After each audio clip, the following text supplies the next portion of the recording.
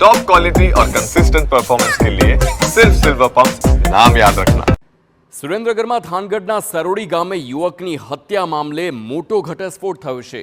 મહિલાની છેડતી બાબતે બબાલમાં વચ્ચે પડતા યુવકની હત્યાનો ખુલાસો થયો છે। ઉગ્ર તકરાર થતાં છોડાવવા માટે વચ્ચે પડ્યો હતો મૃતક યુવક। ધૂળેટીમાં રંગ લગાવવા બાબતે હત્યા કરી હોવાની વાત સામે આવી। તપાસમાં છેડતીના ઝઘડામાં વચ્ચે પડતા યુવકની હત્યા થઈ હોવાનું ખુલ્યું છે। 3 થી 4 લોકોએ તીક્ષ્ણ હથિયાર વડે હુમલો કર્યો હતો। ગંભીર ઈજાના કારણે યુવકની હત્યા અને અન્ય 4 થી 5 લોકો ઈજાગ્રસ્ત થયા છે। તો અગાઉ પ્રાથમિક તપાસમાં સામે આવ્યું હતું કે ધૂળેટીમાં એકબીજાને રંગ લગાવવા બાબતે બબાલ થઈ હતી અને બાદમાં ઘાતક હથિયારો વડે હુમલો કરતા યુવકનું મોત નીપજ્યું હતું।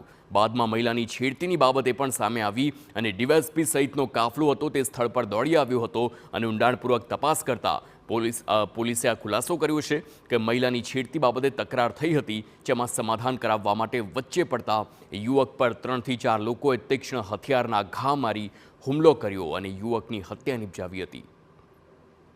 છેડતી બાબતનો જે પ્રાથમિક અમારી પાસે વિગત છે એ મુજબ ઘરમાં કોઈ સ્ત્રીની છેડતી બાબતેનો પ્રશ્ન છે, એના કારણે એ પોતે સામેવાળો જે વ્યક્તિ સુરેશભાઈ કરીને જે છે એની સાથે માથાકૂટ કરવા માટે તેને પોતે જાય છે અને એ દરમિયાન આ ગુનામાં જે મરદાર વ્યક્તિ મનસુખભાઈ સરવૈયા જે છે એ પોતે વચ્ચે પડે છે અને વચ્ચે પડે છે એટલે ચાકુ જે ગોપાલભાઈના હાથમાં હોય છે એના વડે આમને ઈજા થાય